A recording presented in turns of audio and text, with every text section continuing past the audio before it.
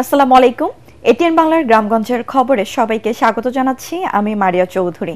শুরুতেই বিআরবি কেবল সংবাদ শিরোনাম। দশম গ্রেড বাস্তবায়ন ও হামলার প্রতিবাদে অনির্দিষ্টকালের কর্মবিরতিতে প্রাথমিকের শিক্ষকরা, স্বরাষ্ট্র ও গণশিক্ষা উপদেষ্টার পদত্যাগ দাবি। গণতন্ত্র পুনরুদ্ধারে সংসদ নির্বাচন অত্যন্ত জরুরি, ঠাকুরগাঁয়ে জনসংযোগে মির্জা ফখরুল। জাতীয় নির্বাচনের আগে গণভোটের কোনো সুযোগ নেই। ফেব্রুয়ারির প্রথমার্ধে নির্বাচন বিলম্বিত করার কোনো ইচ্ছা সরকারের নেই, মন্তব্য আইন উপদেষ্টার। উৎসবমুখর পরিবেশে ভোট আয়োজনের আশাবাদ। দুর্ধর্ষ সন্ত্রাসী কাকুন বাহিনীকে ধরতে পদ্মার চরে পুলিশের অপারেশন ফার্স্ট লাইট, দেশি বিদেশি অস্ত্র ও মাদক সহ 21 জন আটক। এবং কোকোপিট পদ্ধতিতে শীতকালীন সবজির চারা উৎপাদন করে সফলতা পেয়েছেন কুমিল্লার তরুণ রাব্বি। বাড়বে উৎপাদন, বলছে কৃষি বিভাগ। শুনছিলেন বিআরবি কেবল সংবাদ শিরোনাম। এবার জানিয়ে দেব বিস্তৃত সংবাদ। স্বরাষ্ট্র ও গণশিক্ষা উপদেষ্টার পদত্যাগ এবং দশম গ্রেড সহ 7 দফা দাবিতে সারা দেশে কর্মবিরতির পালন করছেন প্রাথমিক বিদ্যালয়ের শিক্ষকরা। এতে বন্ধ হয়ে গেছে শিক্ষা কার্যক্রম। এদিকে শিক্ষকদের উপর পুলিশি হামলা এবং দাবি না মানায় মুখে কালো কাপড় বেঁধে রাজধানীর কেন্দ্রীয় শহীদ মিনারে সারা দেশের শিক্ষকরা পালন করছেন চুপ কর্মসূচি। দাবি আদায় না হওয়া পর্যন্ত লাগাতার কর্মবিরতি চলবে বলে জানিয়েছেন শিক্ষকরা। আরো জানাচ্ছেন ইমদাদুল্লাহ বাবু। দশম গ্রেডে বেতন নির্ধারণ ও শতভাগ বিভাগীয় পদোন্নতি সহ 3 দফা দাবিতে ঢাকায় আন্দোলন করছেন সারা দেশের প্রাথমিক বিদ্যালয়ের শিক্ষকরা। রোববার পূর্ব ঘোষণা অনুযায়ী দেশের বিভিন্ন স্থান থেকে কেন্দ্রীয় শহীদ মিনারে জড়ো হন প্রাথমিক বিদ্যালয়ের হাজারো শিক্ষক। এ সময় 3 দফা দাবি দ্রুত পূরণের পাশাপাশি শাহবাগের শিক্ষকদের উপর পুলিশের হামলার ঘটনায় স্বরাষ্ট্র ও প্রাথমিক শিক্ষা উপদেষ্টার পদত্যাগ দাবি করেন তারা। পুলিশ বাহিনীকে আমরা শনাক্ত করে তাদের চাকরি থেকে বরখাস্ত করার জন্য দৃষ্টি আকর্ষণ করছি। প্রশাসন যে অত্যাচার করেছে এইটার প্রতিবাদে আমরা লাগাতার কর্মসূচি চালিয়ে যাব। সরকার মেনে নেন তাহলে আমরা এখনই মার্চে চলে যাব, কিন্তু দাবি মেনে না নেওয়া পর্যন্ত আমাদের আন্দোলন চলবে। শনিবার শিক্ষক এবং পুলিশ সংঘর্ষের ঘটনায় গ্রেফতার দশম গ্রেড বাস্তবায়ন পরিষদের প্রধান সমন্বয়ক মাহবুবুর রহমান, সমন্বয়ক খায়রুন নাহার লিপি ও শামসুদ্দিন মাসুদ সহ 5 জনকে ছেড়ে দেওয়া হয়েছে। ছাড়া পাওয়ার পর তারাও এসে যোগ দেন কর্মসূচিতে। বলেন, দাবি আদায় না হওয়া পর্যন্ত ক্লাস বন্ধ করে আন্দোলন চালিয়ে যাবেন তারা। মানে প্রশাসন চুপ করাতে চায়, আমরা এর প্রতিবাদ করতেছি। 3 দফা দাবির বিষয়ে সরকার যদি আমাদের এই দাবি বাস্তবায়নে আগায় না আসে, প্রয়োজনে তালাবদ্ধ কর্মসূচি দিব। আপাতত আমাদের কর্মবিরতি এবং অবস্থান কর্মসূচি চলবে। শিক্ষকদের এই আন্দোলনের ফলে বিভিন্ন জেলায় সরকারি 65,567টি প্রাথমিক বিদ্যালয়ে বন্ধ ছিল পাঠদান কার্যক্রম। এসব বিদ্যালয়ে 1 কোটিরও বেশি শিক্ষার্থীকে পড়াতে নিয়োজিত আছেন প্রায় 3 লাখ সহকারী শিক্ষক। আজকে আমাদের ক্লাস হচ্ছে না, আজকে স্কুলে কর্মবিরতি। ক্লাসে বসে আছি, খেলা করছি, গল্প করছি, ঘুরে বেড়াচ্ছি। ফলে শিশুদের শিক্ষা জীবনে ব্যাপক প্রভাব পড়ার শঙ্কা করছেন সংশ্লিষ্টরা। ইমদাদুল্লাহ বাবু, এটিএন বাংলা, ঢাকা। নেতাকর্মীদের প্রতি দরদ নেই বলেই শেখ হাসিনা পালিয়ে গেছেন, অথচ অবর্ণীয় নির্যাতন নিপীড়নের পরও বেগম খালেদা জিয়া দেশ ছেড়ে যাননি বলে মন্তব্য করেছেন বিএনপি মহাসচিব মির্জা ফখরুল ইসলাম আলমগীর। ঠাকুরগাঁও স্থানীয় ভোটারদের সাথে মতবিনিময় সভায় তিনি এসব কথা বলেন। জাতীয় নির্বাচনের আগে গণভোটের কোনো সুযোগ নেই উল্লেখ করে মির্জা ফখরুল জানান, সংস্কার প্রশ্নে বিএনপি রাজি, কিন্তু সেসব সংস্কারে বিএনপি নট অব ডিসেন্ট দিয়েছে, তা সংসদে গিয়ে আলোচনার মাধ্যমে পাশ হবে। বিএনপি মহাসচিব বলেন, দেশের গণতন্ত্র পুনরুদ্ধারে আসন্ন জাতীয় সংসদ নির্বাচন অত্যন্ত জরুরি। অন্তর্বর্তী সরকার নির্বাচিত নয়, তারা কৃষকের কষ্ট বোঝে না দাবি করে ফখরুল বলেন, বিএনপি ক্ষমতায় গেলে কৃষক তার উৎপাদিত ফসলের ন্যায্য মূল্য পাবে, সেই সঙ্গে নারীর ক্ষমতায়নে ফ্যামিলি কার্ড দেবে বিএনপি।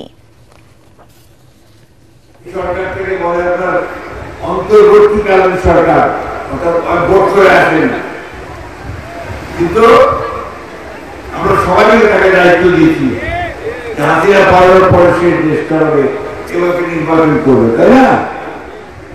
দুঃখের কথা হচ্ছে এই সরকারটার পেছনে তো মানুষ নাই, মানুষের যে কষ্ট সেগুলো সরকার বুঝে না। কৃষকের কষ্ট কোথায়, সমস্যা কোথায়, এই সরকার বুঝে না। বন্ধুগণ, আমরা এই কৃষকের সমস্যা সমাধান করতে জাতীয় সংসদ নির্বাচন নিয়ে সংশয় নেই, কোনো কারণ নেই বলে জানিয়েছেন আইন উপদেষ্টা আসিফ নজরুল। তিনি বলেন, সরকার ফেব্রুয়ারির প্রথমার্ধে নির্বাচন আয়োজনে বদ্ধপরিকর। রাজশাহীতে সাংবাদিকদের প্রশ্নের জবাবে তিনি এসব কথা বলেন।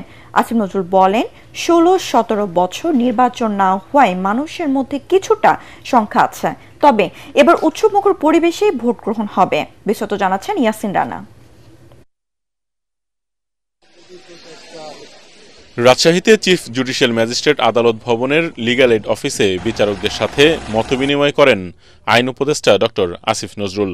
মতবিনিময় শেষে সাংবাদিকদের প্রশ্নের জবাবে তিনি বলেন, জনমনের শঙ্কা থাকলেও যথাসময়ে উৎসবমুখর পরিবেশে নির্বাচন অনুষ্ঠিত হবে। নির্বাচন নিয়ে আশঙ্কার কোনো কারণ দেখি না। আমি মনে করি রাজনৈতিক দলগুলো একে অপরের উপর চাপ সৃষ্টি করার জন্য বা আমাদের উপর চাপ সৃষ্টি করার জন্য কিছু কিছু কথা বলেন, আবার কিছু কিছু কথা হয়তো জেনুইনলি বলেন। সবকিছু শুনে হয়তো মনে হয় যে নির্বাচন নিয়ে একটা অনিশ্চয়তা বা আশঙ্কা রয়েছে। আমি আপনাদেরকে দৃঢ় কণ্ঠে বলতে চাই, আমরা সরকারের পক্ষ থেকে ফেব্রুয়ারির প্রথমার্ধে জাতীয় সংসদ নির্বাচন আয়োজন করার ব্যাপারে বদ্ধপরিকর। গ্রেফতার হওয়া আওয়ামী লীগ ও নিষিদ্ধ ছাত্রলীগের বিপুল সংখ্যক নেতাকর্মীদের জামিনের বিষয়েও কথা বলেন আইন উপদেষ্টা। জামিন দেওয়াটা আসলে শুধু বিচারকের উপর ডিপেন্ড করে না, এটা ডিপেন্ড করে যে পুলিশ কি রিপোর্ট দিচ্ছেন। এখন ধরেন পুলিশ যদি একটা রিপোর্টে বলে সন্দেহভাজন হিসাবে ওনাকে গ্রেফতার করা হয়েছে, তো সেটা তো আপনার জামিন না দেওয়ার যুক্তি থাকে না তখন। আমরা মনে করি যেখানে জামিন পাওয়ার যোগ্য সেখানে জামিন পেতে পারে, কিন্তু যারা আপনার জামিন পেয়ে একই ধরনের অপরাধ করতে পারে বা দেশের আইন শৃঙ্খলা পরিস্থিতি বিনষ্ট করতে পারে বা নিষিদ্ধ কোনো সংগঠনের তৎপরতা চালাতে পারে, তাদের যদি আপনার বেশি জামিন হয়ে যায় আমরা তো অবশ্যই আশঙ্কিত থাকি।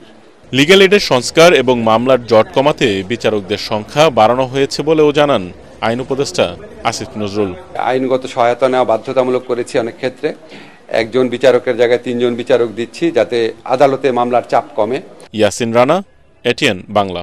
নরসিংদীর পলাশে সার কারখানা ও শিল্পাঞ্চলে ধ্বংস করে হাজার হাজার শ্রমিককে চাকরিচ্যুত করে পলাশকে মরুভূমি ও ধ্বংসস্তূপে পরিণত করা হয়েছে বলে মন্তব্য করেছেন বিএনপির স্থায়ী কমিটির সদস্য ডক্টর আব্দুল মঈন খান। দুপুরে জাতীয় বিপ্লব ও সংহতি দিবস উপলক্ষে পলাশ উপজেলা বিএনপির আয়োজনে র্যালি শেষে পথসভায় দেয়া বক্তৃতায় তিনি এই মন্তব্য করেন। ডক্টর মঈন খান বলেন, বিএনপি দিনের ভোট রাতে দিয়ে ক্ষমতায় যেতে চায় না, জনগণের সুষ্ঠু ভোটের মাধ্যমেই ক্ষমতায় যাবে। এই সময় উপজেলা বিএনপির সভাপতি আব্দুস সাত্তার, সাধারণ সম্পাদক সাইফুল হক সহ অন্যান্যরা নেতৃবৃন্দ উপস্থিত ছিলেন।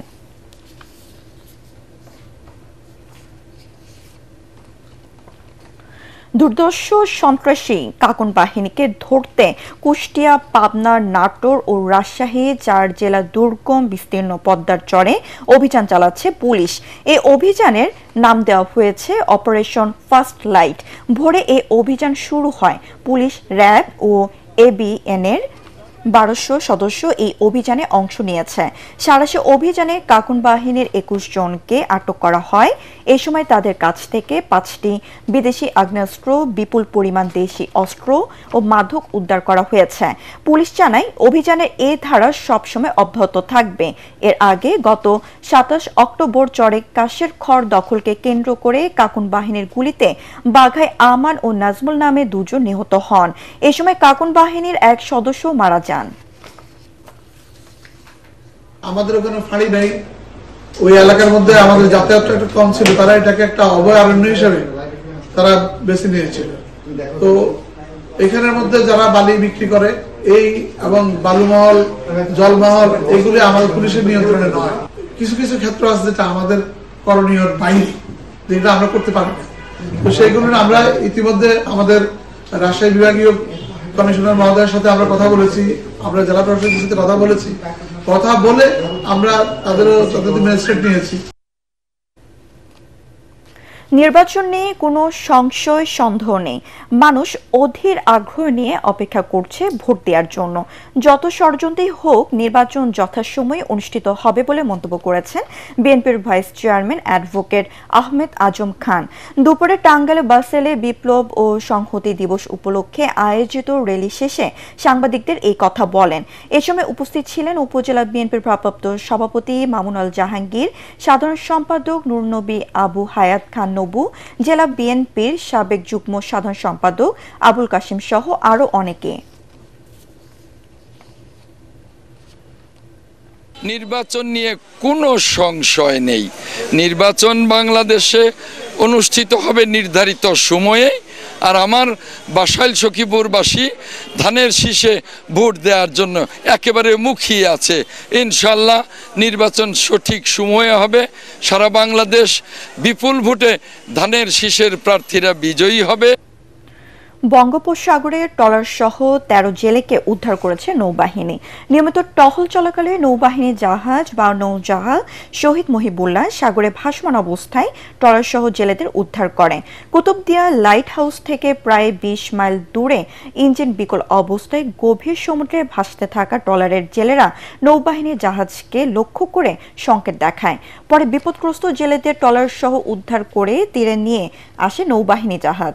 এ সময় জেলেদের প্রাথমিক চিকিৎসা, ঔষধ, খাবার ও বিশুদ্ধ পানি নিশ্চিত করে নৌবাহিনী। পরবর্তীতে জেলেদের পরিবার ও মালিক পক্ষের কাছে হস্তান্তর করা হয়। ৬ নভেম্বর থেকে ট্রলারটি ইঞ্জিন বিকল হয়ে ৩ দিন ধরে সাগরে ভাসতে থাকে। সবাই মিলে গর্ব দেশ, দুর্নীতিমুক্ত বাংলাদেশ এই স্লোগানকে সামনে রেখে পঞ্চগড়ে দুদকের ১89তম গণশুনানিতে শুরু হয়েছে। দুর্নীতি দমন কমিশনের সমন্বিত জেলা কার্যালয় সরকারি অডিটোরিয়ামে এই গণশুনানি অনুষ্ঠিত হয়। এতে প্রধান অতিথি ছিলেন দুদকের কমিশনার মিয়া মোহাম্মদ আলী আকবর আজিজি। তিনি বলেন, দুর্নীতিমুক্ত সমাজ গঠনে সবার মানসিক অবস্থার পরিবর্তন ঘটাতে হবে, নিজেদের ঘর থেকে নিজেদের শুধরাতে হবে। সমাজে দুর্নীতিমুক্ত পরিবেশ গঠন করতে ব্যক্তি লোভ লালসা পরিহার করতে হবে, অন্যকে তার অধিকার থেকে বঞ্চিত করা যাবে না। পঞ্চগড়ে জেলা প্রশাসক সাবেক আলীর সভাপতিত্বে দুদকের মহাপরিচালক আক্তার হোসেন, দুদকের বিভাগীয় কার্যালয়ের পরিচালক ঠাকুরগাঁয় সমন্বিত দুদক কার্যালয়ের উপপরিচালক শেখ গোলাম মাওলা, পঞ্চগড় পুলিশ সুপার মোহাম্মদ মিজানুর রহমান মুন্সি বক্তৃতা রাখেন।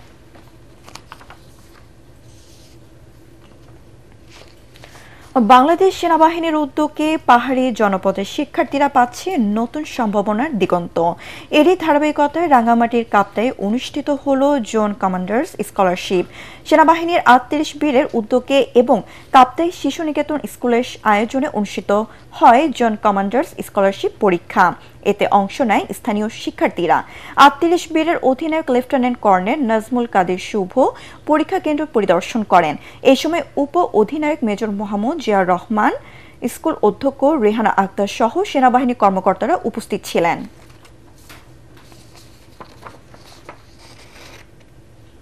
শেরপুরে নালিতাবাড়ী উপজেলায় ১০০০ টাকার ২১টি জাল নোট সহ মেহেদি হাসান নামে এক যুবককে আটক করেছে পুলিশ।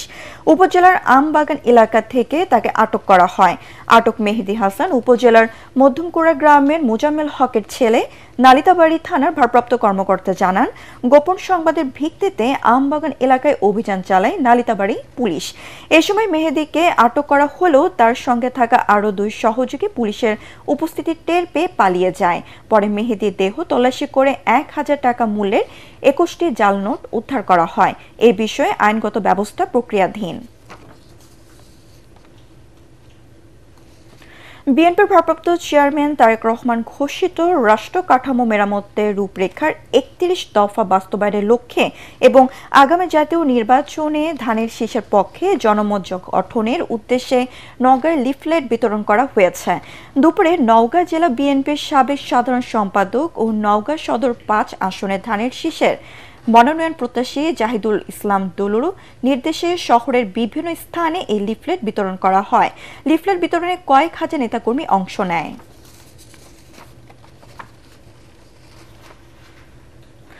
প্রথমবারের মতো কোকোপিট পদ্ধতিতে শীতকালীন সবজি চারা উৎপাদন করে তাক লাগিয়েছেন কুমিল্লার তরুণ হোসেন রাব্বি। তার উৎপাদিত এসব চারা জেলাতে ছড়িয়ে যাচ্ছে দেশের বিভিন্ন প্রান্তে। নতুন পদ্ধতিতে এই সফলতা আশা জাগিয়েছে জেলার সবজি চাষিদের মাঝে। এই পদ্ধতিতে সম্প্রচারণে এগিয়ে এসেছে স্থানীয় কৃষি বিভাগও। কুমিল্লার প্রতিনিধি খায়রুল আহসান মানিকের পাঠানো রিপোর্ট জানাচ্ছে ফারহান ইসলাম টুম্পা। কোকোপিট হল নারকেলের ছোবড়া আর বার্মি কম্পোস্টের সংমিশ্রণ। মাটিতে উৎপাদন করা চারা অনেক সময় নষ্ট হয়ে লোকসানে পড়তে হয় কৃষকদের, যা কোকোপিট পদ্ধতিতে হয় না। তাই এই চারার চাহিদা দিন দিন বাড়ছে। ইউটিউব দেখে কোকোপিট পদ্ধতিতে চারা উৎপাদনে আগ্রহী হন বুড়িচং ইউনিয়নের সমেশপুর গ্রামের প্রবাস ফেরত যুবক হোসাইন রাব্বি। পরে স্থানীয় কৃষি সম্প্রসারণ অধিদপ্তরের পরামর্শে গড়ে তোলেন কোকোপিটে চারা উৎপাদন প্রকল্প। এখন আমি এগুলো শুরু করছি, প্রথমে দেখছি যে মাটির যে চারাগুলো আছে না, কৃষক অনেক লস খায়। তো ইউটিউবে দেখে আমি নতুন কিছু করছি যে কৃষক লস না হয়। ভালোই লাগে। প্রথমে সারা আমার দেখেন পুরাগুলা অলরেডি শেষ হয়ে গেছে, চাহিদা অনেক প্রচুর। আমরা আবেদন করছি যে একটা পলিনেট হাউস হলে ব্যাপক আকারে এগুলা আমরা তৈরি করতে পারবো। তো উপজেলা ম্যাডামও বলছে, আশ্বাস দিছে দিবে আমাদেরকে। কোকোপিটের চারা কিনতে এবং পদ্ধতি শিখতে প্রতিদিনই আসছেন স্থানীয় কৃষকরা। আমরা কোকোপিটটা থাইল্যান্ড থেকে সংগ্রহ করি। টমেটোর চারা সংগ্রহ করতে আসছি এই জায়গাতে, কারণ কোকোপিটের চারাটা হলো যে বিশেষত্ব হলো যে এটা রোগবালা এটা কম হয়। মাটির থেকে যেটা নেওয়া যায় ধরেন অনেক ক্ষেত্রে দেখা গেছে অর্ধেক মারা যায়, আর এটা এখান থেকে নিয়ে গেলে ধরেন কি মরার হারটা অনেক কম। এই পদ্ধতিতে ফুলকপি, বাঁধাকপি, লাউ, টমেটো, বেগুন, মরিচ সহ শীতকালীন সবজির চারা উৎপাদন হচ্ছে। কৃষকদের এতে সহায়তা দিতে একটি প্রকল্প চলমান আছে বলে জানায় উপজেলা কৃষি অফিস। মাটিবাহিত যে রোগগুলোর কারণে চারা মারা যায়, কোকোপিটে চারা উৎপাদন করলে সেটা আমরা দেখি না, আর হচ্ছে এটার পানি ধরে রাখতে পারে ভালো। এই কারণে কৃষক কোকোপিটে চারা উৎপাদন করতে আগ্রহী হচ্ছে। ভালো মানের চারা উৎপাদন বাড়াতে ভূমিকা রাখবে কোকোপিট পদ্ধতি, এমনটাই আশা কৃষি বিভাগের। 2 থেকে 3 সপ্তাহের মধ্যে। Bureau report, ATN Bangla. ভোটকেন্দ্র স্থানান্তরে ভুল প্রতিবেদন সংশোধনের দাবিতে মানববন্ধন করেছে সুজানগর উপজেলার আহমদপুর ইউনিয়নের ৮ নং ওয়ার্ডের বাসিন্দারা। দুপুরে পাবনা জেলা নির্বাচন কার্যালয়ের সামনে এই মানববন্ধন ও প্রতিবাদ সমাবেশ অনুষ্ঠিত হয়। স্থানীয় বাসিন্দারা জানান, গ্রাম থেকে প্রায় 6 কিলোমিটার দূরে 2টি সেন্টার পার হয়ে তাদের ভোট দিতে হয়। এতে করে বয়স্ক ও মহিলারা ভোট দিতে যেতে পারেন না, ফলে বেশিরভাগ ভোটার ভোট দিতে অনীহা প্রকাশ করে। গ্রামের পাশে সৈয়দপুর দাখিল মাদ্রাসা কেন্দ্রটি স্থাপন করা হলে সহজেই ওই গ্রামের প্রায় 700 ভোটার ভোট দিতে পারবে। তাই এলাকাবাসীর স্বার্থে সৈয়দপুর দাখিল মাদ্রাসায় ভোট কেন্দ্র স্থাপন করতে জেলার সিনিয়র নির্বাচন কর্মকর্তার কাছে দাবি জানানো হয়েছে।